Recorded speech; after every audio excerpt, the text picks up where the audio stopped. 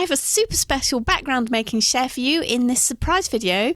Well, not so surprised, seeing as I mentioned it in yesterday's video, but it's part of a collaboration with Jeanine from the My Arty Heart YouTube channel. Now, she got in touch with me a few weeks ago to ask if I would like to collaborate and do a background swap. The idea is that each of us make a background, then send each other that background to work on. I mean, it sounds like fun, doesn't it? So these are the backgrounds that I made for Jeanine, and if you pop over to her channel after you finish watching this video, then you will see what she made for me and how she made it. And I will link up her channel and all of her social media in the description below. So just click the show more or the triangle if you are on mobile. And I'll also put a link in the cards as well. But I know that not all of you can click on those cards, so the description is probably the best place to find it. But this is only really like a teaser video, as the main collaboration videos with what we both did with each other's backgrounds will be up next week, and I really cannot wait to see what Jeanine did with hers. And also I'm really looking forward to sharing what I made using the beautiful background that she sent me. So keep your eyes out on both of our channels for those videos too. Now, in the end, I actually made 2 backgrounds for Jeanine, just so that she had a choice, just in case she didn't like one of them or couldn't work on it. I don't know, you never know. So for one of them, I decided to go with a very simple colour scheme, which is the one you're watching now, and the other one has a more complex colour scheme, and I will share that a bit later in this video.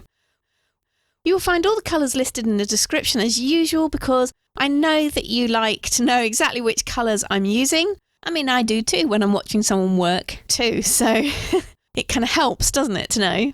As you watch both of these backgrounds come together, you may think that I'm being quite random with my paint application and that there's no thought behind it. I don't know if that's how it looks to you, but actually they aren't random at all. And I'm using various principles of art and design to dictate how the paint goes down and which colours go where in both of the backgrounds that I do. What I wanted to give Jeanine was lots of choice. So I've gone with applying the paint in such a way that you get some yum textures, but also so that you wouldn't be afraid to cover it all up if that's what you want to do with it. So in the blue background, for example, I have used brush marks and drips and splashes to build texture, plus you get some texture from the placement of the different colours and also how thick or thinly the paint is applied. And it varies over that whole surface. For the second background, I have used more colours and added a colour layer.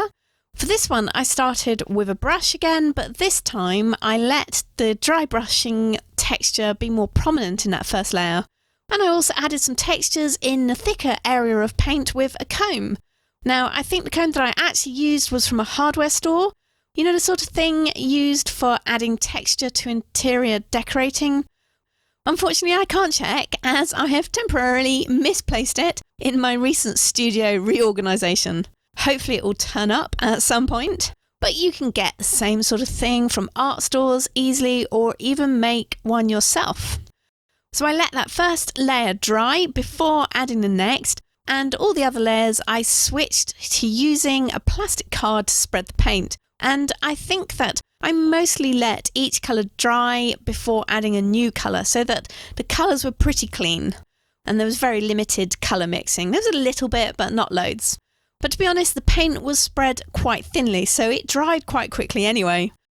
It's also an abstract piece, just like that blue background, but the placement of each colour was purposeful to give the piece a nice balance and harmony.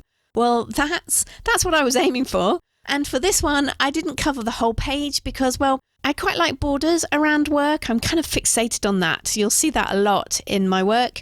And also it adds another difference from that blue background where I did cover the whole page.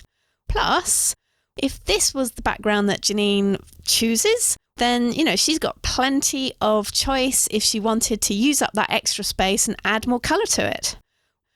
So I can't wait to see which background Jeanine used. Which one do you think she used? Which one would you use? I'm really curious, so let me know in the comments below. Maybe she used both of them. I don't know. Well, we will all find out next week, won't we? So don't forget to go visit her channel to get a peek at the gorgeous background she sent me. Then come back next week to see how we both used our backgrounds. You can always subscribe to our channels so that you don't miss the results. Hint, hint. Catch you all again in my usual video slot on Sunday. So have a creative few days until then, and thank you so much for watching.